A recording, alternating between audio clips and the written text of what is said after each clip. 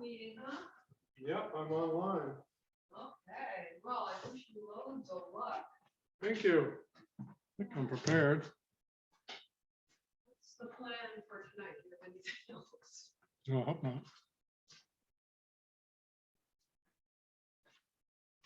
It's so hopeful outside. So I'm in the sun during the month, it should give up. Well, welcome to the evening. Let's go back down.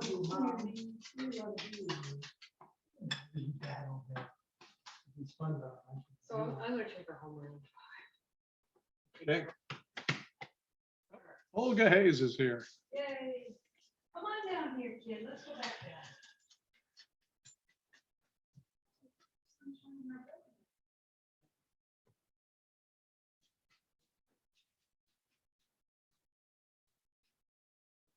Oops, my favorite mug got chipped.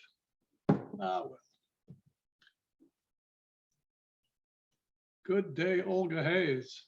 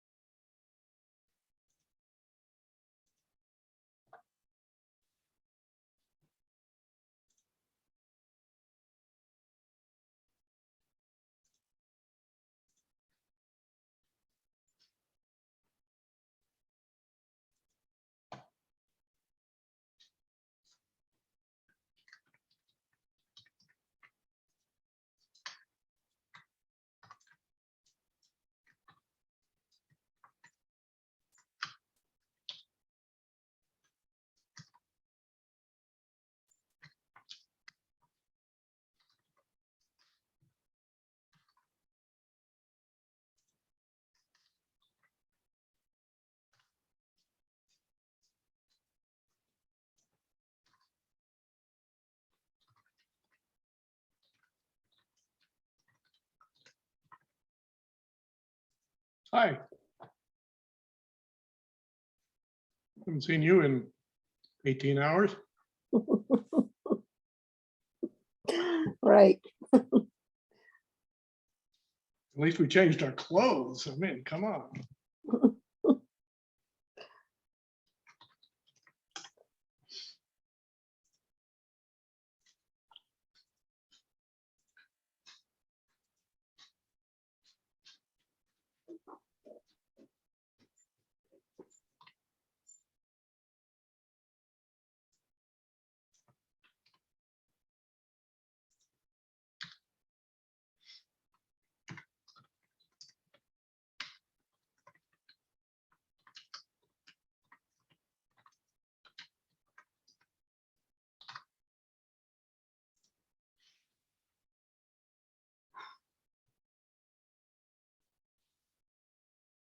Well, it'll be a short meeting. It's just the two of us.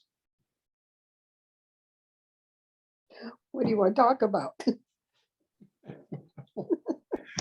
We'll have to introduce ourselves, talk about the reading we've done. I don't know, maybe we could have a water tasting.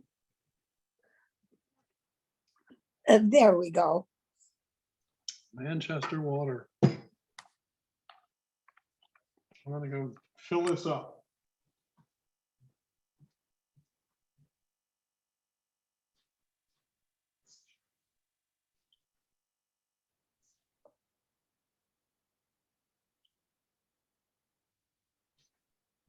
A day without PFAs is like a day without.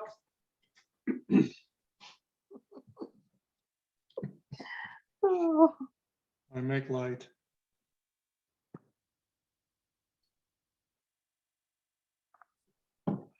so there's nobody in the waiting room yet? That's a fact. And it's 7 minutes, 6 minutes and 51 seconds to go. Hmm. Well, we were supposed to have a Parks and Rec meeting at 5. And so I never got a Zoom invite. And I said to Cheryl, I said, what happened? She said, oh, well, I do see it on the schedule, but I don't think we're going to have it. I didn't plan it. I said, good. I love how those work out sometimes. Yeah. I really didn't want to do 2 back to back and leave this one early. Gotcha. Well, Chris Bertoni sent off the resolution requiring a study to SLV and Allen and Majors, to Carlton Quinn and Jeff Engler. And she got an acknowledgement, single word from Jeff Engler that says, received, all lowercase. She had He's asked not for, ready. she had asked for a response within 24 hours. And I guess that counts as his response. Yeah, he's not ready to respond. Well, if he doesn't, then we're just going to go ahead and hire somebody and set them to work, because some of the species we're interested in are early breeders. These blue spots are Right. one reason Mike didn't. He said they might have been there. We came in too late for them last year. Mhm. We should have seen their eggs, but we didn't.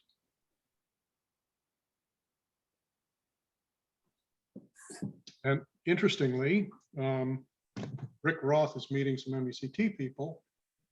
He's the Cape Ann Vernal Pool guy. Oh, mhm. Oh, I know him. Yep, he's meeting them up on Old School Street to look at the pools that are in town land and MECT land. If they want to do a further assessment of that. Mhm. Well, Manchester by the Sea #1 is here, and that's probably Sue Croft or Sue Brown. We'll find out in a moment.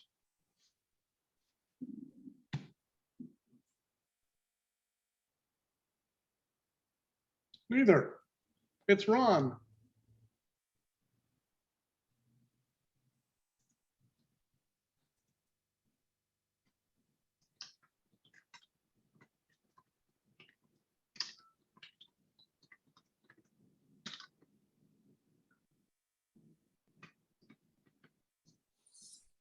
Gosh, I hope I spelled that right.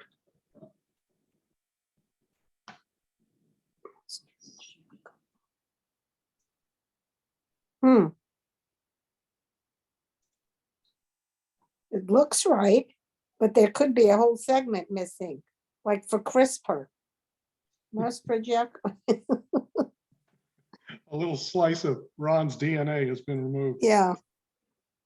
Did I spell that right, Ron? I'm looking, where should I be looking? That's your name at the bottom of your little square. Oh, I wrote that in. Yes, that's correct. Good. Thank you. Appreciate it. And there's Fred Wales doing exactly what we asked. Says Frederick Wales, MBTS. Super.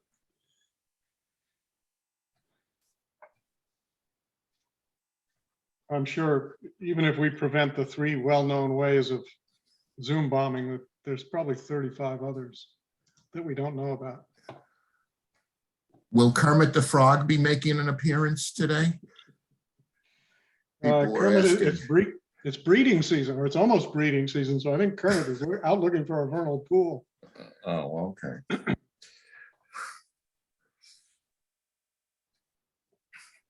Or the next best thing.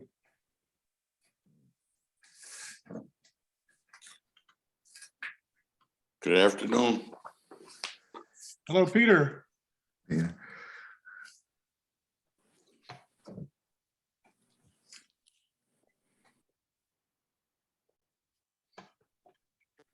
Now they're flocking to the door.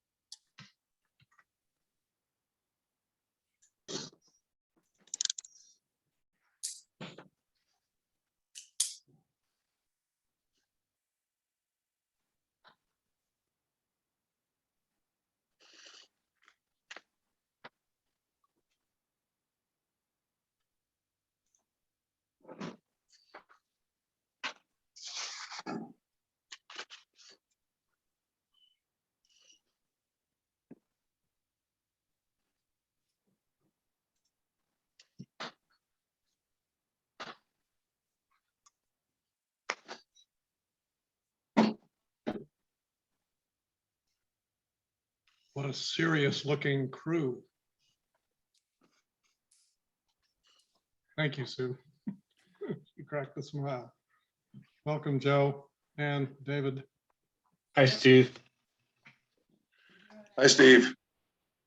Hello, Tom. Thanks for coming. No, you're not.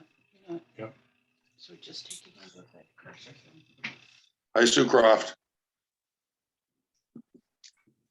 Hi, Tom Keogh. How are you? Good, thanks. Long time no see since town hall yesterday. I know. Or was it 2 days ago? Yeah, Olga and I were congratulating each other. It's only been about 16 hours since, no, less than that, 14 hours since we, anyway, it hasn't been very long since we were last on a Zoom for town business. And Dave too. And Dave too, yeah.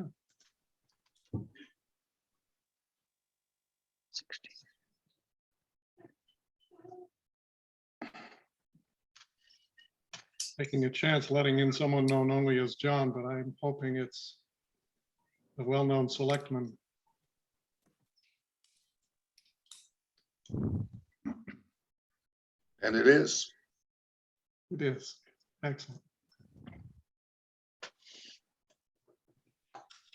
Greetings, Nate, Mike, Chuck, Hey. John, Jessica, Randy. Glad you could make it.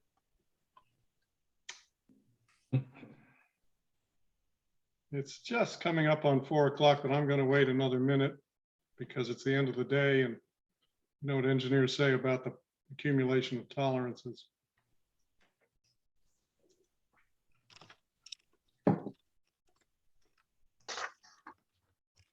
What do they say, Steve?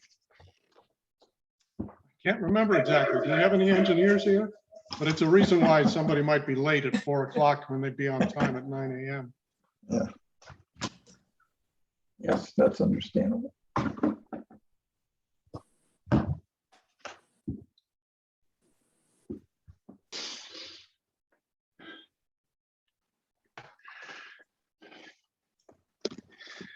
doggy.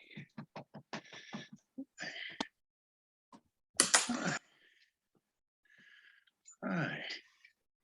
All right, well, we certainly have a quorum.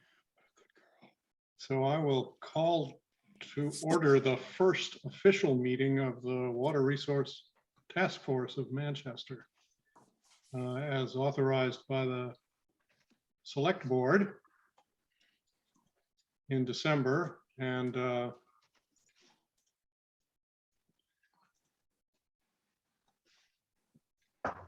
prepared for over the last couple of months by a small crew who are in attendance.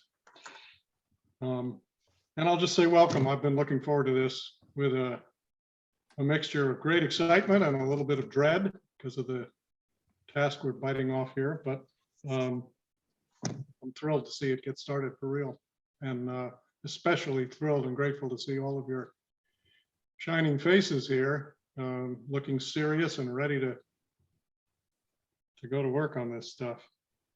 In some sense, we're picking up a gauntlet that's thrown down by the Select Board. And let me just do a process thing here. And Sue, I'm going to make you a co-host so that you can keep your eye on the participant list and see who's in the waiting room and let them in if I miss them. Okay. Thanks. I view this as an effort to break what a mystery guest who's coming in a few minutes calls the cycle of crisis and complacency. Crisis meaning in drought periods, for example, when we all worry about drinking water and the fate of our lawns, and complacency the rest of the time. What in marketing we used to call the hot water heater syndrome, which is nobody ever thinks about his or her hot water heater until one day you get in the shower, you twist the knob and it's freezing cold. But nobody ever looks at their hot water heater as something that could make them, you know, smarter in the day if they took a shower. Our colleague Tom Kehoe has also coined this, called this a state of blissful ignorance. So that's part of what we're up against here, which is creating more awareness and more engagement among everybody else in Manchester. I imagine by this time you've all read the homework, the little description on the web of how we got going and what our specific objectives are. So I thought a good way to start out would be to go around the table of the official members, so-called advisory board, and ask each person to give 3 sentences. The first is, who are you? And how long have you been around Manchester? The second is, why are you here? What do you hope for? What brings you to the table?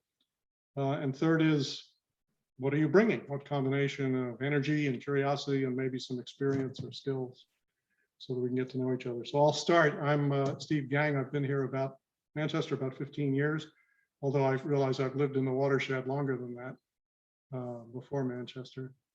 And I'm here because I've been a member of CONCOM for a long time, and I've been angling to follow Helen Bethel's injunction to do some positive things. CONCOM spends a great deal of time processing applications and permits and doing its work on that, but we get these rare opportunities to focus on something intentional and positive. And I'm just bringing all that energy and a wide collection of amateur skills. So I'm going to go around the table, and Helen, if you don't mind, I'll call on you next. Can you introduce who you are, why you're here, and what you're bringing? I'm unmuted, I hope. Exactly. Helen Bethel, I've been in Manchester for 50 plus years now, having moved here in the late 60s. I got involved on the Conservation Commission in the 78, and in the 80s wrote the first open space plan, which we decided was going to be resource oriented. And what it did was opened our eyes to the fact that our water and sewer commissioners really didn't know very much at all about how the water got to the well, how the whole protective aspect of it worked. So we started working on that, and it lapsed, and now an opportunity came to get back at it and provide the protections that it really needed. I'm talking about water quality. We were not concerned about quantity. There was no question about that at the time. But water quality was an issue because there was so much activity going on. And of course, that activity has only increased. That's it. Thank you. Steve, can I interrupt? Yes, please. Bruce Tarr joined. Well, let's take a moment and welcome our state senator, Bruce Tarr. Thank you for joining us. And if you can unmute and give a proper invocation to this august group. Well, Steve, I'll try to be a little bit more ecumenical than an invocation, but thank you so much. And I do apologize because I only have a short time, but I am really honored to be able to join you for the inaugural meeting of this group and to congratulate you all for pulling it together. There's certainly an understanding, I think, more recently on the North Shore of the importance of our water supplies and trying to build resilience and sustainability. And with that recognition is coming a lot of momentum with regard to planning and trying to think about the future and think about how to achieve sustainability and adequacy of supply. Along with that, we find ourselves in a particularly important time because of resources that are available that may never be available again in the amount that they are right now. So I think the group is coming together at a very important time. And I think everyone is probably aware of just how much importance I place on this subject. And in the past, it seems like oftentimes we don't try to plan ahead and we wind up dealing with contingencies and trying to make things work in the 11th hour that could have benefited from more planning and more engineering, and as a result could have been more cost effective. So I think that in this case, trying to get ahead of it, to identify the critical issues that the town is going to face, the resources that it has and the possibilities for options, to make sure that you can address sustainability. They're all really important. And so I just wanted to come and say, number one, thank you. Number two, congratulations. And number three, to pledge my support for your ongoing efforts. Very much appreciated. Thank you. And be careful. Be careful what you wish for. We may be coming to you for all kinds of infrastructure support. I'm happy to try to help. And I think you know that I do chair a larger effort on the North Shore in terms of water resilience. And what you're doing is definitely consistent with the efforts that are more regional in nature. And I think there'll be some chance for synergy there too. Excellent. Excellent. Thank you. And thanks for the time. We'll Well, be it's keeping you posted. Thanks for inviting me. I look forward to being able to help and staying in communication. And I would only say with any request, make sure there aren't too many decimals or too many zeros, and that will make it easier for all of us. We'll write it out longhand. How's that? Thank you. Okay. It's a pleasure. Thank you. Good luck with this endeavor. I wish you the very best. Thanks very Thanks, much. Bruce. Come back often. Thank you. Let's proceed around the table. I don't know if Ashley Oakes is here today. She had various childcare necessities. I guess not. So let's go to Jessica Lamoth. Hopefully I'm unmuted. I'm Jessica Lamoth. I'm another 50+ Manchester resident, 50+ years. I've also been on the Manchester Coastal Stream team for, I think, 26 or 27 years now since its inception. And so have been focused a lot on coastal streams, but have certainly had personal concerns about drinking water and how much of it we have, quality of it. And so I'm excited to bring, again, energy, not necessarily a specific experience, but certainly energy to this effort. Excellent. Thanks. Staying with the fairer sex, we have a number of alternate members to introduce themselves. Olga Hayes. So that was my daughter, and I've been in Manchester for 50+ years. And I've been on the Conservation Commission twice for fairly lengthy periods of time. And I'm a dentist by profession, but I also got a degree in environmental studies. So very much interested in all aspects in that department. And when the review of to review our water quality and amounts that we have, when SLV decided to apply, I thought, how wonderful. We need to look at that and be prepared. So thank you for setting this up. Thank you. And I hope you don't mind if I disclose something I just learned about you last night, which was when you were young, you were training to be a serious figure skater. I was passionate about figure skating. Right. Timely, considering what's on TV. Is Sarah Creighton with us? No. Hi. Oh, Yep. oh, there you are. Hi, Sarah Creighton. I'm an alternate for the planning board, vice chair of the planning board. Have been on downtown improvement committees, planning board, and school building projects, and I have a master's in water resources. Super. Thank you. How about Francie Caudle? Yep, Francie Caudle. In spite of my southern accent, I've been here 47 years or more.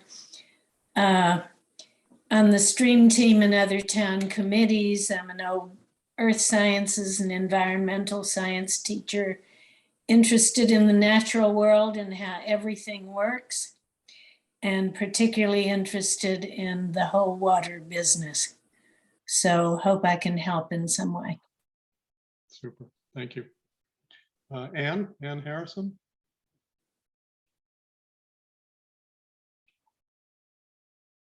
Hi, I'm Ann Harrison. I moved to town for the first time in 1963, got out as quickly as I could, grew up and discovered it is a nice place. I've been involved with town government for 25 years or so, some on the finance committee, some on the school committee, and now I am the alternate to the Board of Selectmen. And like many of you, I bring enthusiasm and curiosity, and I'm a pretty good text editor. Super. And our chief of staff, you should introduce yourself if you don't mind, Sue Croft. I am Sue Croft. I am the Grants and Special Projects Coordinator for the town, reporting to Greg Federspiel, and I am the staff support for this endeavor. And I've lived in Manchester for almost 20 years, and I want to make sure that my kids and grandkids have water to drink. The end. Amen. Amen. Okay, over to the male side of the slate. We'll start with David Lumsden. Okay, David Lumsden. I've been here since 1984. Raised 2 children here, been on numerous committees, currently on the Conservation Commission for, I think, about 5 years. We live on Woodcrest now, but for many years I lived along Sawmill Brook on Knife Circle. So my particular areas of interest are certainly drinking water quality, but also the quality of the water and the flow, the infill issues, the flooding issues, the wildlife and fishery issues in and around Sawmill Brook. My experience is that I spent my career with Siemens, the German corporation, in health chemistry systems. And of course, they're also a leader in water filtration systems as well. Thank you, David. John Round. Yes, Steve, thanks very much. I'm John Round. I'm the selectman's representative to this committee. I have been in town for 23 years, which makes me a newbie compared to the numbers that I've heard going around the table so far. Been active in town affairs for probably upwards of 10 years. I am also on the Historic District Commission. I'm certainly interested. It's been a great place for my kids to all grow up. It's still a great place to live, and I want to make sure that Manchester in the future stays that way. So water is a particularly important part of that. And as Steve said, yeah, it is like your water heater, or like air. You take it for granted, and it's not a big deal until it's not there. So it's been 30 years since we've really looked at this issue, and it's certainly time to make sure that we are up to date with what our expectations are for the future for it. I am a bioengineer by training, and so I think I can bring some knowledge in that particular area and get up to speed on a lot of the things that we've had to review so far. For those of you who haven't read all of the documents, it's not bedtime reading. You really have to focus on it, maybe read it 2 or 3 times to really understand this is what the conclusions are. So looking forward to a very successful endeavor, Steve. Thanks, John. Ron, how about you? Ron Mastro Giacomo. Yes, good afternoon, everyone. Ron Mastro Giacomo. I'm the Planning Board Liaison to the Water Resources Committee. I've lived in Manchester for over 15 years. I've been on the Planning Board for over 10 years and from there I've been on several subcommittees as Planning Board rep.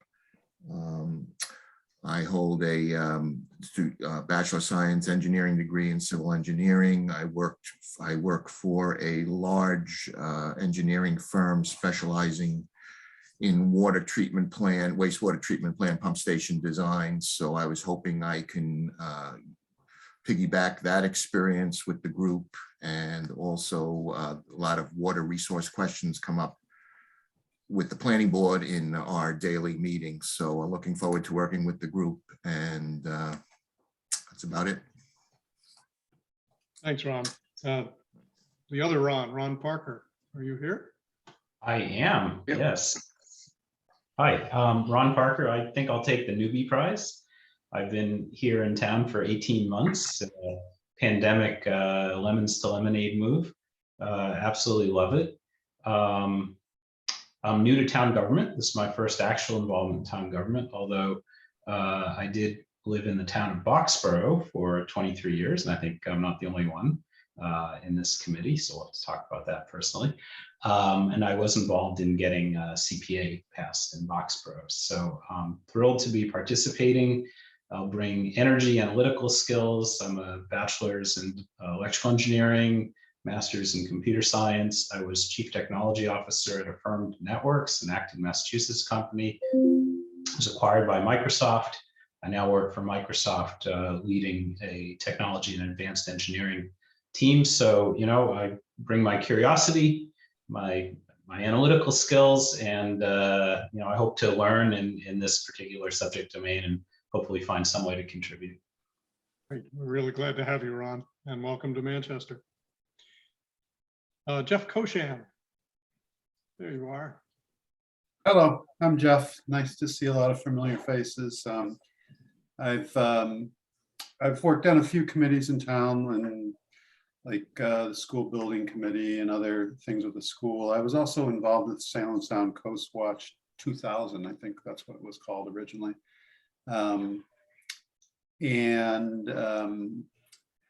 I just have a curiosity and I guess a lot of interest in maps and land and geology from an engineering point of view. I've hiked and walked over the entire area in our towns. And so I've just acquired some knowledge of how things flow and move and where the water is and where it comes from in our town and other towns. And I think I can help in that way. You know, that's where I think I can help, just whatever needs to be done. But you know, I've looked at a lot of the details of our water situation. And I'm also curious, is Scott Horsley, is that as in Horsley Witten report or not? Because yes, this is the Horsley, as in Horsley Witten. Wow, that I never expected that we'd have that expertise available to us. So I don't mean to steal your thunder, but I was happy to see that. So thanks. Yes. Well, yeah, now that you mention it, we're delighted that you could join us, Scott. And the best news is that Scott is not charging us for this particular hour, which it's going to be worth its weight in gold, I think, ultimately. And I'll testify to Jeff's curiosity and boots on the ground approach, because he led me on a very diligent hunt for the source of the pipe that pumps water almost continually into a little holding pond that feeds into Gravelly, which turns out, we found out, comes from the wells that are in or near a neighboring pond. Turns out other people already knew the answer to that. Yeah, but you know, there's no substitute for finding these things out on your own. And he and I are still in a great debate about the hydrological connections that lead to Gravelly Pond. So somebody on this task force is going to settle that debate, I'm sure. Scott Horsley probably knows the answer already, but I don't want him to spill the beans too fast. Peter Colarusso. Good evening. I've been in town for 2 years, so I'm a newbie, I guess. I am the Board of Health representative. I've served on a couple of other committees in town. I spent 2 decades of my life managing the research laboratories for roofing and waterproofing for W.R. Grace. So I spent a lot of time understanding how contaminants affect structures and below grade and people, and how to develop products without adding to the contamination, and contrary to W.R. Grace's reputation. I'm retired. I have plenty of time, plenty of interest, and raring to go. Peter also has excellent contacts within the EPA, as he's already Young brother who does everything I tell him to do. Perfect. Mike Carvalho, you're here. Hey, everybody, I'm not really there. I'm down here. I'm in Atlanta. I have an office in Atlanta, Georgia, and I commute here quite a bit. Sometimes I'm in Washington, get around a little bit. I guess I'm not a newbie anymore. I've been here for 8 years, but I still feel like it's always a new experience. My background is I'm from a little town called Boxborough, and we'll have to talk about that. In late 70s, early 80s, my co-town's Acton's water supply was contaminated by W.R. Grace. There was a consent agreement signed in 1980 with the US EPA, and that cleanup has gone on for, well, going on 40 years, I guess, at this point. But it really inspired me to get involved in environmental science. I studied at the University of Massachusetts, went to work for an engineering firm called GZA, some of you may be familiar with, in the late 80s. Found my way out to Michigan, went to law school at night. I've been practicing environmental law for the last 28 years. Most of my work is in the area of soil and groundwater investigations, contaminant plumes. I've represented clients adverse to the EPA. I've represented the US EPA in some matters. My experience is on a number of some of the nation's worst hazardous waste sites. But I've worked on smaller matters as well. Groundwater is a very important resource, particularly where we live, because we drink our groundwater. Currently, I serve on the Salem Sound Coast Watch Board. I serve on MECT's board as a trustee, and I'm also affiliated with SEMA, which some of you may have knowledge of. My more recent work is involving a lot of litigation, although I still do a fair amount of transactional work where I'm reviewing technical reports on a daily basis. In 2019, I was a delegate for the United Nations Environment Program for North America and attended the UNEA4 Summit in Nairobi, Kenya. I still do some work with the UN, but everything about the environment is local. I think that's where we can be the most impactful, and that's what I hope to be able to contribute here. Thank you. Great to have you, Mike. Thanks. Okay, Gordon Turner. Hi, everyone. Are you able to hear me okay? Yes, just. All right. So my name is Gordon Turner. I've been in Manchester for about 10 years now. And why I'm here, I have an interest in health and environment. So I'd like to do anything I can do to help. I have a PhD in chemistry, and I've worked for Novartis, a pharmaceutical company in Cambridge, for the last 17 years now, and hope I can bring skills that I've learned there in assessing medical literature, toxicology, pharmacology, things like that. I'm also a data scientist, so if I can be of help processing any of the data sets we have, I'd be happy to help with that as well. Nice. So thank you. Happy to be here. Glad to have you. And last but certainly not least, Mr. Kehoe. Hi, everybody. My name is Tom Kehoe. People ask me if I've lived in Manchester my whole life, and I say not yet. But I've been here for a while.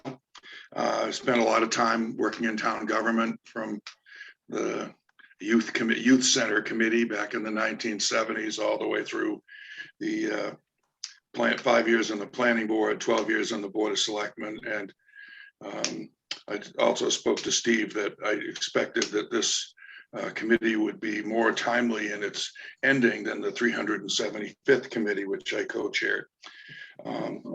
So I'm certainly interested in the people in town.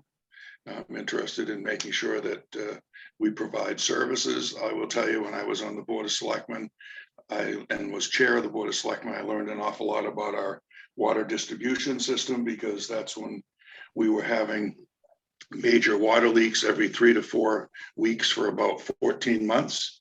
And also it was in that time when we almost lost our water treatment plant during the winter, when the roof almost collapsed in on the water treatment plant, and we were arranging for water to come in from the city of Beverly and the Beverly-Salem Water District. So I bring some experience. I also bring some an opportunity and wishing to learn a little bit more about the science of water quality. And I'm ready to be on the committee and work with all of you.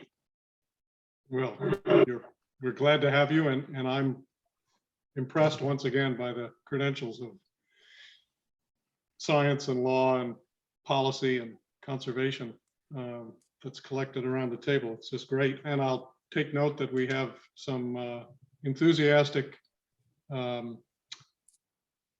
participants who aren't members of the advisory board. Fred, Randy, Joe, Jim, Melissa, representing what I think are probably 20 people who've spoken to me or to Sue about interest in digging into one aspect of this or another on what we're calling the working teams. And of course, we also have our key town staff members here. Greg isn't here, but Sue Brown, the town planner, Chuck Dam, the head of DPW there with the gravelly pond right over his head, and Nate Desrosier as well. So they'll be, I'm sure, answering some questions. Well, introductions always take longer than you expect, but I find them invaluable. I'm glad we took the time to do that. I'll pause just briefly on the item for essential reading, because as John says, it's not something you can summarize easily, but it is an opportunity to ask Scott Horsley if you're willing to make a couple of comments about one of the key objectives here is literally to update what you did 30 years ago on behalf of the water resources and how to protect them. I don't want to put you on the spot, but I'd love any advice about how we tackle that, and anything else you want to add. Well, Steve, thank you. I'll be really brief. First of all, Helen, it's wonderful to see you here. We worked together 30 years ago on this project, and probably some others I don't recall, but let me just say, having heard those introductions, you've got a fantastic team here. Not sure I've really worked with as qualified of a team like this before. So great, good luck, and it seems like you got some great resources. Yeah, so I guess the only comment I'd make is it's very exciting for me to see you doing this, because as I'm sure Steve pointed out, we had a bunch of recommendations in the back of that report back in 1990 along the lines of developing and adopting some really good water resources protection codes, bylaws, regulations, etc. And I know some of that was done back then, but there's more to do. In 30 years, things change. I forget the gentleman who's working in the pharmaceutical industry. We're now, as we all know, we're finding those kind of things in our water supply now. So things have changed a little bit since then in terms of what we're learning. The good news is I think the hydrology has not changed dramatically. And I think the mapping that was done back then is still a pretty good foundation to work on. But certainly stormwater is a huge issue that needs to be addressed, probably upgrades of regulations. It's great to see the Conservation Commission here because wetland regulations are key. And then of course, wastewater is a key issue. So, and then land use in general. So I'm really here to listen, Steve, and I'll happy to respond to questions tonight. And if I can attend future meetings as well, I congratulate you again and for doing this. And I'm excited about it and would like to help in any way I can. So thanks. Thanks. That means a great deal, Scott. Thank you. We distributed a set of, we call them key issues. It's 14 questions that we developed in December and January, small working group, that we thought covered most of the scope of what we might try to understand and use in creating some recommendations. But 14 is too many teams, in my experience, for a project to really work. So a few of us have put some energy into condensing those, and that's what I'd like to show you right now. We'll send out this material right after the meeting, but I've got it on the screen here. Hey, Steve, well, that's coming up. I just had a quick question for Scott. Sure. So I've started reading the report. I haven't gotten so far into it yet. Over time, it would be good for us to identify which areas we think are most likely to require update. Some of it's probably relatively static, and some of it not so. It seems like a very comprehensive report. We don't want to recreate all of that this time through, but it would be good to prioritize where we think we should concentrate on updating it. It's a very, very good point, because obviously there's some things that have changed, like climate change or the nature of specific contaminants. And there are other things like the geohydrology, which presumably hasn't changed very much. Yeah, again, I'll rate- be happy to help with that as we go forward. Take a look at this draft up on the screen at the moment. It imagines 6 different working teams. And in my sort of fantasy view of this, someone on the task force, the advisory board, would be the coordinator for each one of these 6. For example, because of my background and training in statistics and polling, surveying, I could be the head of working team 5, which is about citizen awareness and engagement, and is going to involve some surveying and follow-up activities along with other things.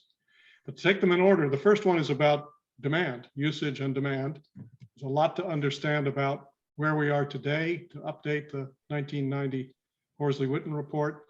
And then there's a bunch of key issues. As we began to think through these, there got to be more and more of them, and the typeface, the font got smaller and smaller in that little box. So I apologize if you can't read them, but as I said, I'll send them out. The second one is about the other side of the coin, the supply and sources of drinking water.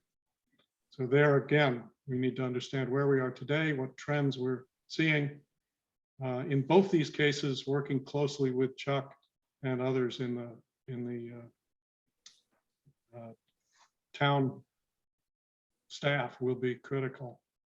And they, particularly the supply and sources, will open up this regional question of learning, maybe collaborating regionally. The third is the effect of climate change, which, as we know, is growing. Yesterday's report from NOAA, which promises at least a 12-inch increase in sea level, more probably on the East Coast, in 2030, which, as you know, is not very far away, and which further says there is absolutely nothing we can do about it, that it's built into the trends that are going on. So there's stuff we need to look at in terms of the impact on drinking water. It may be indirect, but the combination of increased drought, more severe storms with floods, sea level rise and saltwater intrusion, those things we need to understand. The fourth one is contaminants. And we do a good job, as I'm sure you know from reading the background, we do a good job of tracking what historically have been the contaminants. Our water tends to be rich in some things like manganese and iron. We have somewhat high sodium levels. And lately we have PFAS, like many water sources in many towns. We're not immune from that. And I think a little later in the program here, I'm going to ask Chuck or Nate just to give us the latest on the status of that, so we all have that current information. But that's both a question of understanding the historical contaminants, the current kind of flavor of the month or year contaminants. It's possible looking ahead to what may be things we need to worry about down the road. Fifth, as I said, is citizen awareness and engagement, and that includes keeping a flow of information through releases to our website, to the Cricket, to any other sources. It could include some surveying and follow-up if people are willing to take those. It certainly would include some public meetings that are a little more orchestrated than these will be to inform the public and let them ask questions. I frankly don't know how concerned people are even about things like the PFA contamination. And of course, there's a risk that may spike in a way because people don't know much about how worried to be about that. So we may have a role of kind of explaining and quelling the worst kinds of fears as well as creating engagement. The final one, which I think is quite important to our ultimate success, is called Town Responsibilities, Authority, and Accountability. So the backstory here is that one of the reasons this task force came about is that everybody in town acknowledged that while the DPW has specific responsibilities, the select board has responsibilities as the Board of Water Commissioners or whatever it's called. The long-term strategy for the quality and quantity of drinking water kind of falls between all those cracks. Nobody owns that. And so one of the things we can do here is create a set of recommendations about who should own it, what exactly their authority should be, and how do you keep them accountable? What are the metrics besides what we get now, which is the contamination levels in drinking water? So you'll see blanks under potential strategies because I don't know what I don't know there. And then an attempt in the column on the right to kind of assign one or more of those 14 issues to each of these and make sure that somehow these 6 working teams will cover all the issues, which they do. So anybody has a reaction to that now, I'd love to hear it. I recognize you may want to process it a little and look at this more carefully after the meeting. But I put it up because if you agree with me that this is a good way, a viable way to peel the onion. Well, that's not kill that metaphor. It's a good way to address the problem and the issues and the opportunities. Then at our next meeting, we'll ask for expressions of interest and commitment all around the table from people who can do that. I should say it's not an absolute expectation that all of us are going to roll up our sleeves and get to work on these so-called working teams, but I hope, given the expertise I just heard, that most of you will. And as I said, there's a reservoir, and I hope it gets a lot larger, of other people in town who really want to work on one or more of these things, but didn't want to sign up for a 12 to 18 month commitment to be your colleagues on this board. And although it's a technical detail, I've been working with town council to make sure that anybody who volunteers to work on these working teams can do so without having to understand the conflict of interest laws, sign all the acknowledgements, take the training, and abide by open meeting law. They'll be more like unpaid consultants working on specific problems for discrete periods of time. And that appears to be viable, according to conversation last night. Okay, any comments or questions about this draft?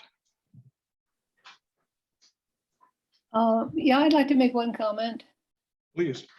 There was a mention of flooding earlier, and this draft makes it very clear that we're going to be dealing with drinking water and not with flooding issues. Am I correct? Yes, except to the extent that they overlap. And I say that because getting into climate change at all makes me think of flooding as a major concern. And so I think it's bound to come up in that respect. But we don't mean to get into it any more than when it affects drinking water. That's what you. Yep, I agree. It's otherwise kind of a black hole we could dive into and disappear forever. Correct. To understand climate change. Good point, Helen. Thank you. So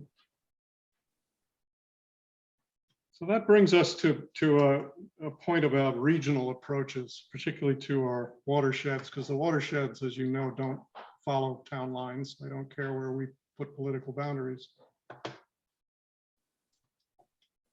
And I'm not sure what to add to that, except to point out that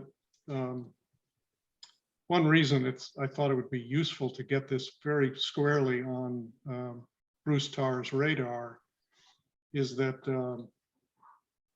we're going to have to cajole and in some cases work with existing structures to work with the neighboring towns and also the more far-flung towns that depend, for instance, on the Ipswich River, who have greater concerns about the quantity of their drinking water than we do presently. Anybody want to add to the necessity of taking a regional approach to some, maybe all of these issues?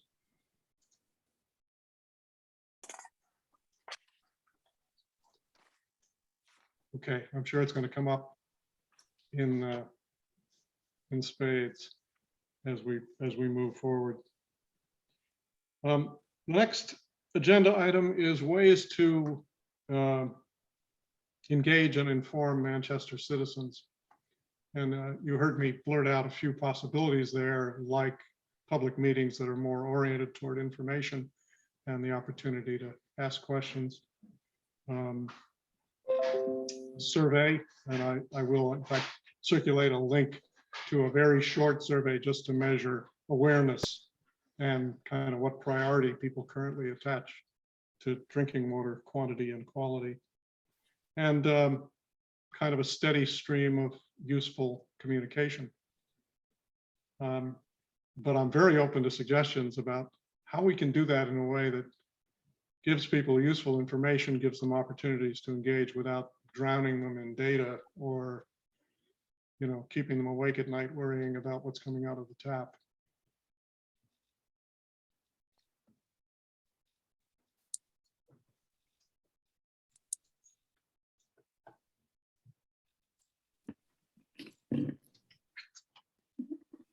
A deafening silence.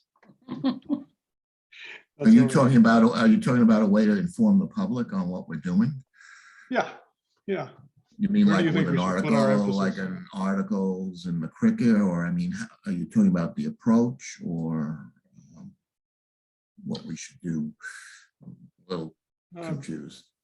I'm talking about the whole thing. I mean, what do people need to know about this project? How do we get them engaged if they want to engage? Meaning people who learn about it and say, I could help, or I'm interested in helping. And then what do we do about, if anything, about the folks who, you know, maybe want to hear about this every 6 months and don't want it to be, you know, one of their top 5 issues. They just want to know that somebody somewhere is paying attention to it. We could organize with local groups and, you know, walk in the woods and show what we have. I mean, people might like to do that and would probably learn if we had some concise messages to deliver. Yeah, that's an appealing idea, besides the fact that I love to walk in the woods. So does my dog.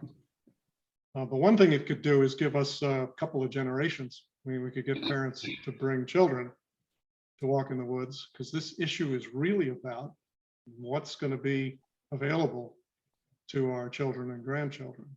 It's also I think a mostly positive way to approach the whole situation. Yes, given that we have beautiful woods. Yes, Peter. If you do something with the elementary school kids, just promoting that we're active to try to get clean water, they will go back to their parents. The parents will respond, and anybody who wants to get into any details can then reach out to the committees and get the details. But maybe if we just heavily promote, we want to get and keep clean water. If you want more details, let us know. You can do a lot of promoting without boring people or without killing them with data and facts, and keep the interest up. Who's going to say they don't want clean water? Yeah. Another concept is a short weekly blog that, you know, some interesting topic, keep ourselves in the attention. That could go on the town website. It could go social media like Instagram. It could go in the Cricket too. I think that's a great idea. So be thinking about whether you'd like to be a weekly blogger, or at least be the one who taps people on the shoulder and says, your turn to write this week. Sue, did you have your hand up? I missed you. No? Okay. Sarah, then? I was just gonna add, I think getting people engaged is always a good idea. Just a caution, I think our primary objective here, at least in the early days, is to understand where we are in terms of our current status, where we are relative to the prior work and what recommendations we're going to move forward. Moving those recommendations forward will require a lot of outreach. I also do worry a lot about the use of social media. I think we have, many of us have seen the Facebook page that is sort of broad Manchester issues, and it can get very vitriolic very quickly. And it's a hard place to do it. I don't think public policy gets made on Facebook or on social media. So I think I would urge caution, so that we're fact-based and not alarmist. I think we don't have any data yet that is new. Maybe we have a lot of data that's I'm sure we have more data than I'm attributing to current data, because I know there's a lot on our water supply already, but I'd just be cautious about focusing on engagement, because it can be kind of the social media vibe can get ugly quickly, and people demanding things, and it can distract from the important work. We have a big committee here, and a lot of work, I think, for the committee to do before we get too worried about engagement of folks. So that's just my opinion. Take your point. It's a good point. Let's make sure we have something to say if we're going to inform people, because we don't at the present have much. And we have some issues looming. For example, what we might recommend to conserve water, particularly in drought periods. There would be a more effective way than what we currently do. We can come up with some. That's certainly not going to be without controversy. I expect. Okay, those are very helpful ideas, and I think I saw, yes, Erica Brown on the call. So I know we have the press on duty here, which can be helpful. The next item is to update the task force on two urgent issues, as well as anything else that people would like to know about. One of them is the status of PFA levels, particularly in the Lincoln Street well, and I'll turn to Chuck for that. And the other is the status of major development proposed in our watersheds. We have one on Shingle Hill, the 40B proposal, and there is one in Hamilton at the end of Tobacco Road, corner of 22 Essex Street and Tobacco Road. That is in some respects a miniature version of what's proposed on Shingle Hill. So Chuck, if you wouldn't mind, can you give us a quick update? Thanks everybody for inviting me. As Chuck Dan, I haven't met you yet, but I'm the DPW director. In terms of Steve calls them PFAs, I've been trained to call them PFAS, so I'll be calling them PFAS. But we have been testing the well on Lincoln Street, as well as the Gravelly Pond treatment plant, which is behind me in the picture. But the state regulation went into effect this past fall in 2021. We actually did do some exploratory sampling about a year ago at the well, knowing that this was probably going to be a statewide issue. The results last year didn't really count. It was, like I said, more exploratory, and we had a hit of around 14 at the well, 14 parts per trillion. The state MCL is 20 parts per trillion, which is incredibly low threshold. And then so fast forward this past fall, like I said, the MCL went into effect. We did our testing according to the state standards, which the state standard is only asking for what they're calling the PFAS 6, which is the 6 different molecules, I guess, of PFAS. In which case, so at the plant, we were under 10. At the gravelly pond system. And then at the well, we started off, actually, we saw it at 18. And then based on our 18 results, we had to continue monthly testing. So we have 4 or 5. We actually just got the February results back today. And it actually, I'll get into that in a second. It went down. So over the course of the monthly testing, we went up to as high as 19.8. So very, very, very close to the 20 parts per trillion threshold. And then based on that getting so close, we actually decided to send a sample to a separate lab just to kind of QA/QC the lab that we had been using. And that's the result we got today, which is back down to 10. We're still waiting the results from the Alpha Analytical is the other lab. So we'll see how the 10 that we got from the other lab compares to the results that we get from Alpha when we get them. But that's just to say that, this is kind of a moving target in terms of, it's not really, constant at any one particular level. At these low of thresholds, everything that you do on the day of your sampling can kind of have an effect on the results. So for example, the day that our operators go to take the sample, they're not supposed to use deodorant or eat, because it's on material, food packaging and stuff like that. So at these levels, it's very, very hard to, get a clean sample, but that's what we strive to do, and that's where we are at. So as of today, we got a result back in the 10s, but we'll see where that compares to the Alpha results, and we'll keep sampling monthly in the future at the pond. We are only required to sample, at the well. We're only required to sample quarterly at the pond because we are under 10 in our initial round. And so we'll be continuing that.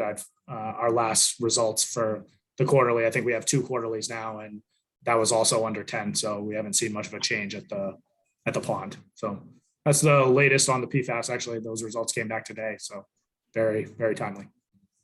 Fascinating. Any questions? Is that, do you know about other areas? Is that common to get one test 1 month and then have it be half that the next month? So we do have a consultant that's on board right now looking at basically, the results that we're seeing, and that, they're very active, obviously, in the state and across the country, really, and PFAS treatment.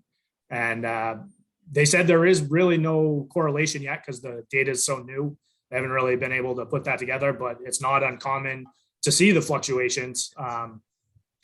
I don't know that I asked them exactly, at the time that I asked them the question directly, we had gone from 14 in the exploratory to 19 in our monthlies.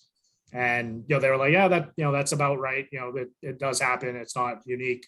But when I show them today's results, I wonder if they're, what they say will change at all, but still remains to be seen. I mean, this is an example of the alarmist, easily alarmed tendency. I mean, when I heard it was in the 19s, I was like, whoa. Now I hear it's in the 10s. I'm like, oh. So, that's a challenge like Sarah was referring to. And yeah, so I mean, the other thing to keep in mind is, that this is not something that, just happened because we started sampling. It's something that's been there probably for at least years, if not decades. So, it's only the recent advent that we could actually test for it that, we are testing for it and we're seeing it. And I would say that the labs themselves, the QA/QC for taking the samples, like I said, all contributes at such fine levels to what we're seeing that, it's really hard for me to say with any certainty, what we're up against. I will say, we do annual sampling at the transfer station at the landfill in the monitoring wells there, which are in, the watershed, obviously. And, we saw it there in the hundreds. So, it's already, in the watershed. It's in, I don't know if if it's the landfill per se to blame, but, or just the use of that plot over time or, whatever, but, that it's definitely around. It's been there forever. It's just the fact that we're now testing for it. So, just one way to look at it. Very much appreciated. Thank you for the update. And as most of you can tell, this is going to be an area where it's going to be worthwhile collecting as much of the science as we can and trying to put some dimensions around the future of this problem. Very tempting to look for a smoking gun, but I'm guessing, as Chuck said, that we're probably not going to find a single source, not a point source that's creating all of this, because these PFAS are so prevalent, so widely used. Chuck noted that the test relies on measuring the prevalence of 6 particular compounds, and it's estimated that there are 5,000 or 6,000 variations of PFAS and PFOAs in use today. They are a miracle of organic chemistry, as our chemist friends can probably tell us, and they perform their function of making stuff not stick to plastic packaging or food wrappers or lots and lots of other things so brilliantly that they're very popular. But I think for the same reason, those characteristics make them pretty hard to get rid of and potentially dangerous to mammals. It's also worth noting that the EPA has a standard of 75 parts per trillion for these 6. Is that right, Chuck? I think it's 70 actually, but 70, okay. So there is a discrepancy. Massachusetts has cranked it down considerably lower. And you probably remember last summer's press coverage of contamination in wells in places like Waltham that led to bottled water being distributed. So it's been one of those crisis situations in other towns. So there's some work to do there to figure out, just how worried and what we could be doing over the long term about it. And I'll just say the consultant that we have on board, is looking at, if we were to go over the 20 parts per trillion threshold, would treatment, be viable, solution? And it seems like it very much will be. There's a few different ways you can treat it, but the most straightforward is granular activated carbon, and we could add a couple of GAC filters at the well and get it probably down to a 0 threshold. So it won't be cheap and it won't be something that can be done tomorrow, but there are alternatives out there if it becomes more of an issue. Excellent. Do you happen to know where we stand just in general, not in terms of numbers, relative to other, let's say, North Shore towns? Like, are we going to be looked at good or bad? That's basically all I'm wondering. Well, yeah, good or bad, it's hard to say. But I know they have it over in Wenham. In between the 10 to 20, they're not over the threshold. I don't know of any North Shore towns that are over the threshold. There is a dashboard on the DEP website where it shows you can actually put in the public water suppliers and and see what their latest results are. I will say it's not easily navigated, and it's also not completely up to date. As I said, we're doing monthly sampling, and DEP, we report those results to DEP, but they're the ones that have to push them to the website, and sometimes that lags. But so there is the ability to kind of see where we stand. Like I said, I talked to a lot of other water suppliers, DPW directors. We have consultants on board, and I haven't heard of anybody being pushed to treatment yet. But they're probably in a similar situation to us. There is one. I know Linfield Center Water District, I think, will be over the 20, but they have several different wells. So there's other options besides treatment. You can elect to shut off a well or blend it with another well that's at a different concentration. So there's ways to get it below. The testing threshold is point of entry into the distribution system. So yeah. There are a couple of outside resources. There's a website called EWG.org that attempts to collect this nationally. So they have a map actually with lots and lots of dots where there are concentrations of PFAS and other similar compounds. And not surprisingly, many of them are next to military bases or other particular known sources of this. So there are other resources for us to dig into. And as maybe one of the resident statisticians around the table here, I'll point out to you that measuring anything in parts per trillion is not only really difficult to do, because the one little glitch like contaminating the sample with stuff from your sweat or your clothing is an issue, but just the confidence intervals you have when you're measuring that precisely are usually pretty broad. So it wouldn't be unusual for a sample of 19 and then the next day a sample of 10. Those could both be correct, just within the so-called margin of error. Steve, it's my understanding the EPA is reviewing the laboratory test procedure for that very reason. They don't believe it's at 70, they don't believe it's reproducible. So at 20, obviously that's even a bigger issue. Yep. Many of you are familiar with this from, various medical tests are done at parts per trillion. I'll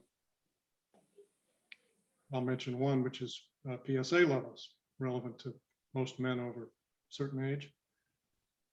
So labs are accustomed to trying to do this, but they're grappling with the same problem of precision and test, retest kinds of things. Anyway, that's one. The second is this development, the development proposals. And I guess I'll mention the one that's outside town because it's easier to talk about, and then frankly, it's further along. This is not a 40B development. This is a luxury condominium development aimed at seniors. So it's designed to have 50 luxury units at 133 Essex. And it's passed the Conservation Commission with a very extensive 36-page order of conditions, because there's a lot of wetland resources, just as there are around Shingle Hill, as well as being in the watershed. But it's similar in the sense that it's a little granite knob that needs to be reduced through blasting in this case. And water drains off it into various watersheds. Essex has a well on the opposite side of Tobacco Lake. Hamilton has wells across Route 22 on School Street. And we, of course, have wells in Round Pond, and we have Gravelly Pond. So all of those are potentially impacted. And this is a classic example of, or could be a classic example of what happens when there isn't a mechanism for regional collaboration. So the planning board of the town of Hamilton is carrying on its shoulders the responsibility of kind of all of our watersheds, and they're clearly uncomfortable trying to act on behalf of other towns. So I'm not sure what this group can do specifically about that, other than the work we're going to do anyway on that watershed and how water moves through it on the surface and underground. Any other comments about development, particularly the 133 Essex Street, Hamilton?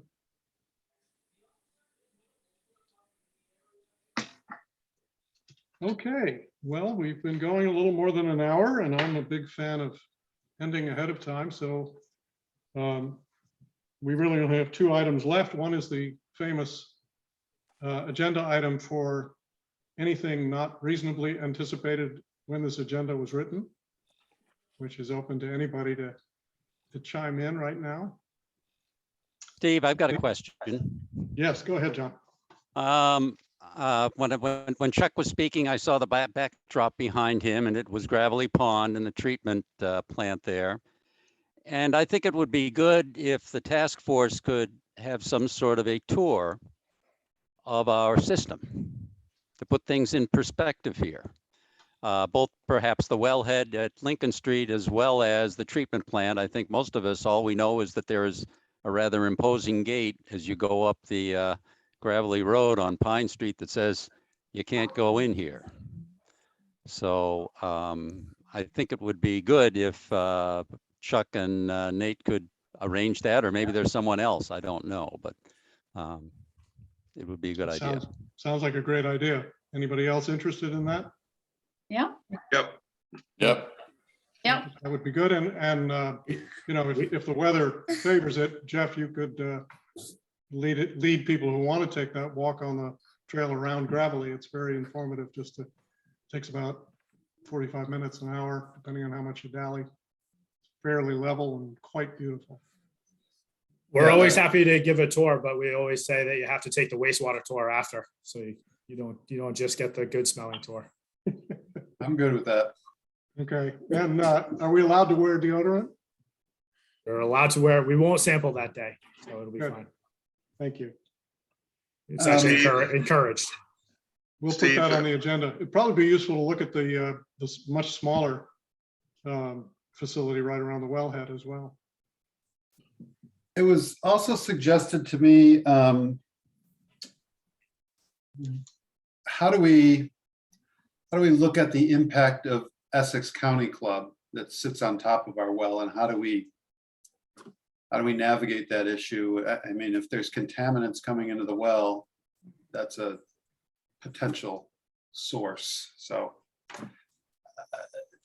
I don't know if there are other places like that. You know, we talked about developments. I mean, those developments could be up the top of Sawmill Brook, et cetera. So there is some data available. The county club does submit to the planning board actually a annual report, with certain testing that they do. Of course, they're not testing for PFAS. They wouldn't have known to, more than a year ago. And that's an annual report. I wouldn't be shocked if we could talk to them about getting a tour as well, but I actually preemptively took that tour last week, and thinking with the same kind of thought process.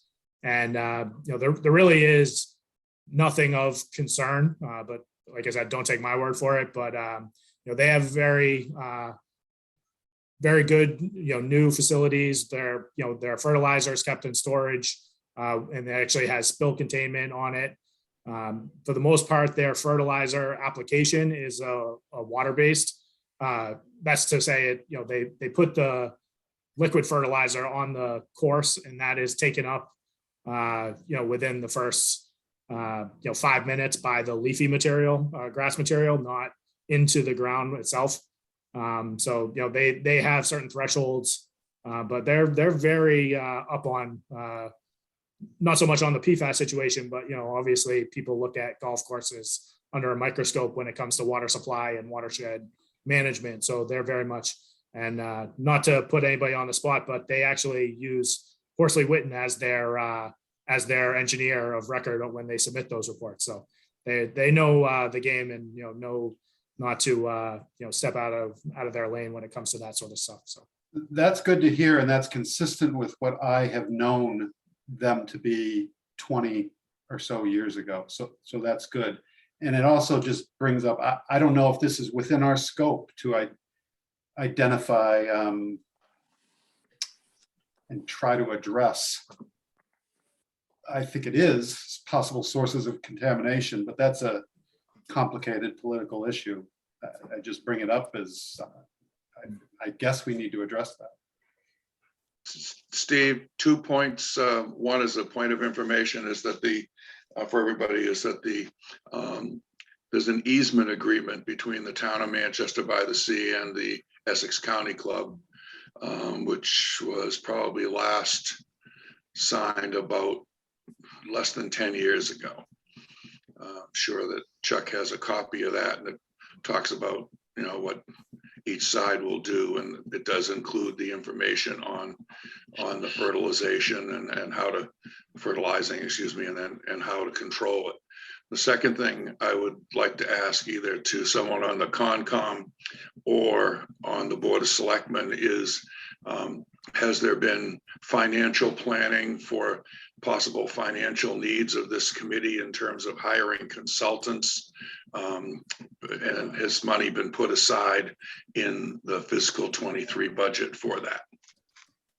John, do you have an answer for that? Steve, I think it's been a topic of discussion, but very brief discussion. I think there was some money that was put aside, not a lot, several $1,000s for a start, but I don't think that the 23 budget is settled out on this yet. So that's still, but it is on the radar. It is on the radar. Thank you, John. The promising sign there was that Greg and Jeff Bodmer Turner doubled the number that I suggested when they were discussing what might be in the budget for annual town meeting for next year, which was probably a dose of realism, which is a good thing. But it's, as John says, it's not, budget isn't settled and it certainly isn't voted yet. Steve, I have a question as well on a point of information, I guess. Will there be a records repository set up? For example, the Horsley Witten report from 1990. That would be something that we should all have access to if you don't already have access to it. And other documents as they come in. Do we have some structure here to build a community of knowledge around? I have set up a Dropbox,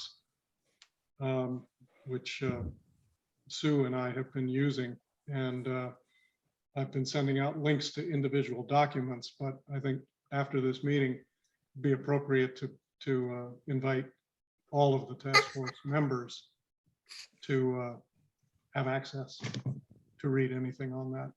That'll be the place where we've kept, you know, historic reports of water quality from the last 5 or 10 years. We have, in fact, a large database of water usage by household. I'm not sure how fine, whether it's by month or by year, but it's an extensive amount of data, and it'll help with the team that works on demand to see, you know, for example, Manchester is an outlier in the ratio of our summer drinking water usage to our winter drinking water usage, even compared to towns that have a fair amount of vacation visitors. So we need to see why that would be and what it implies. And those data sit there as well. I'm not inclined to open it up to the world because, for example, those data, although they're public record, have the names of all the households on them. So it might be better for the task force to use that and deliver results that are condensed. But yeah, good suggestion. The Horsley Witten report from 1990 is actually posted on the task force website, on the town's website. And we're working to get as much information onto that webpage as we can. We wanted to sort of categorize it and prioritize it a little bit before we just sort of did a major dump of all the stuff that we have in the Dropbox onto the website. We just wanted to make sense of it first.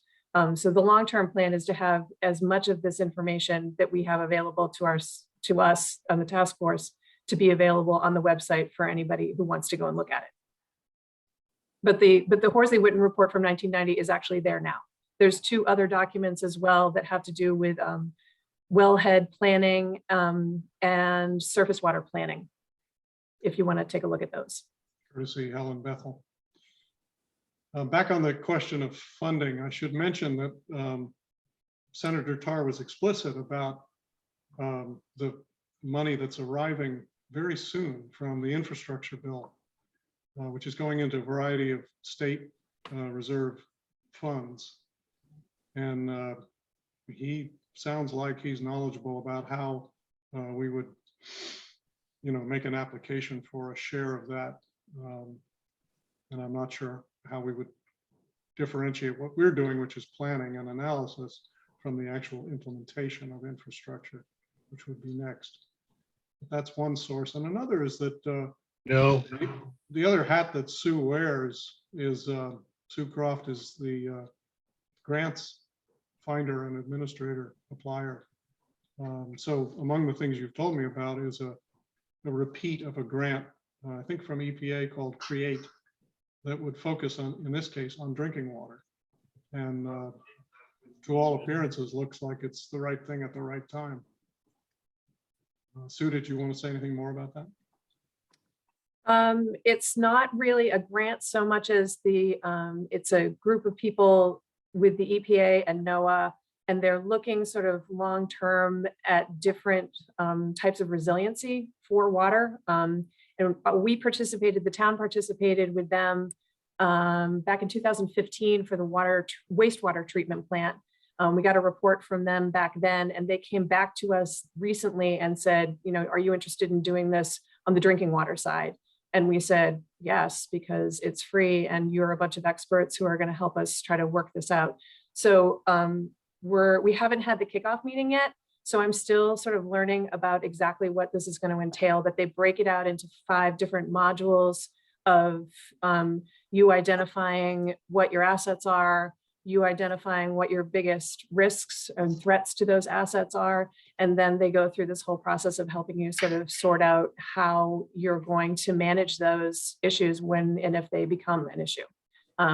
So I can continue to give updates to people as we move forward. I would love to identify maybe 1 or 2 people from this team to be part of that. When I kind of have a better idea of what the commitment is. I don't want to have to ask people to commit to something that I don't understand yet. So I hope to have some more information in the next couple of days, and hopefully can reach out to a few people, or if you're interested in joining, let me know, and I can give you more information. Thanks, Sue. Other items. I thought I saw a hand up, but I don't see it any longer. Steve, I just have one other comment on the 14 points that you condensed down there into 6 teams. I forget exactly how you had it on there, but the 6th one was the demand and supply, and where that kind of falls on things. And I just want people on this task force that might not know, but that is somewhat related, and I'm sure you are coming at it from a different angle, but that is somewhat under jurisdiction of DPW in that, we have a registration with DEP that, is very explicit as to what we can withdraw from our sources and what we can pump into the, distribution system. So there's a little bit of a line there, I think, that where it makes sense. And, as I mentioned, I think on the last, kind of preliminary meeting we had with this group, there's a very, detailed process for getting new source approval. And so, on the supply side of things, we don't just have the ability to, turn on wells or develop wells and start pumping them into the system immediately. So I just want to make sure that, people that might not be in that arena, on a daily basis, understand that, there is, certainly there's regulations that we follow on the demand and supply side, and they are only getting stricter. So I think this time will be well spent, on those sort of issues. But there is, certainly some responsibility that we, the town, have, and really falls onto DPW. Gotcha. Thank you. And thanks for the reminder that the regulatory process is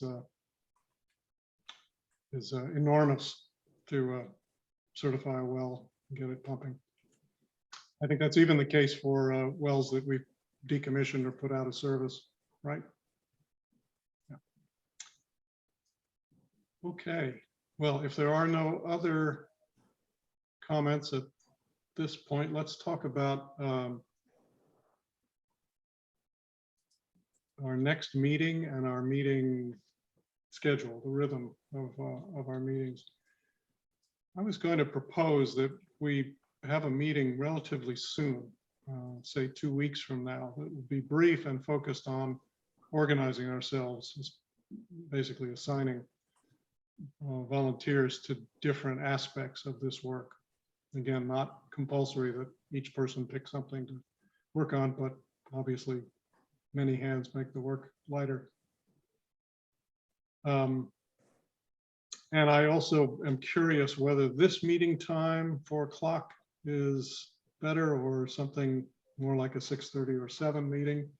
So to find that out, I'm going to launch a poll. At least I'm going to try to launch a poll. Do you see it on your screen? Yep. Yay. So if you'd each just click which you prefer, or none of the above, if you like, we'll have a. Send that, Steve. Mine flashed up, then it went away. I'm sure it was my My fault. All right, tell me what you vote and I'll put you down. I didn't see it. Our choice is 4 to 5:30 or 6:30 to 6 to 7:30. 6 to 7:30. Okay. Steve, are we only talking about Wednesdays? Because my answer changes if we're talking about any different day of the week. Let's start with Wednesdays. We would conflict with ZBA, I think, on Wednesdays, but we don't ask any, ZBA has their hands full with other things at the moment. So that might work.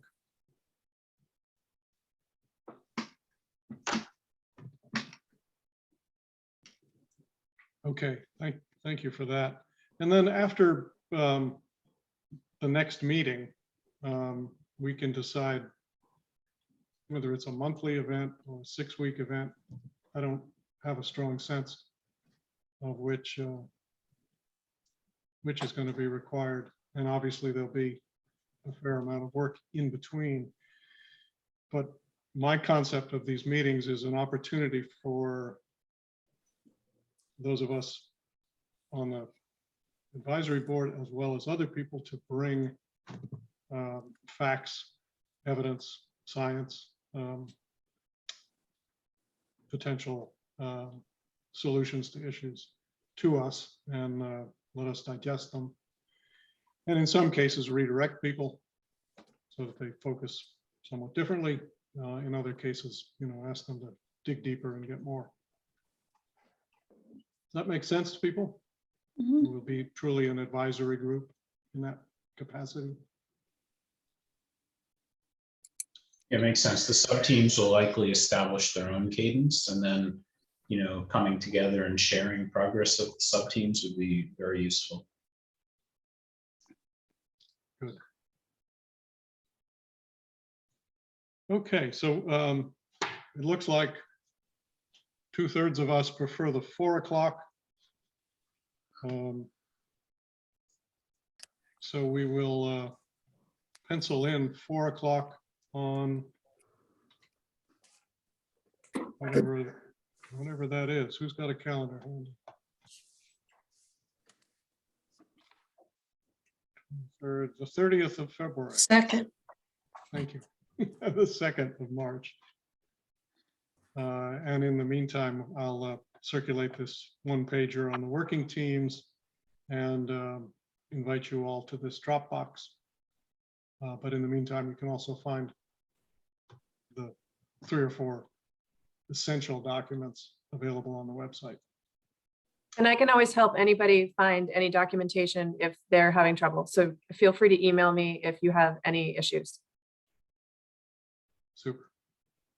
Again, lots of thanks and great anticipation for what we're going to do together. Thanks, Steve. See you all in 2 weeks, and most of you probably sooner. All right. Thank you. Bye. Bye all. Good night, everybody. Bye, thanks. Bye, thanks.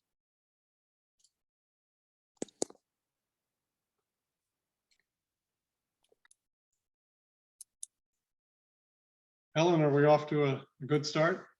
Yes, Good. although I think you're still the chair. How you're Well, gonna overcome that one, I don't know. I've reached out to somebody else who can really do this well, Tom Kehoe, and said, would you consider running some of these meetings? And he's thinking about it. He's trying to slim down all his commitments. So I don't know where he'll end up. Well, everybody has to sort of grasp what it really will involve. And that isn't quite clear still. Maybe by next meeting it will be. I hope so. I wish I could help you, but I don't think I'm the person for the job. You've already helped greatly, and I think you are. You're going to do more.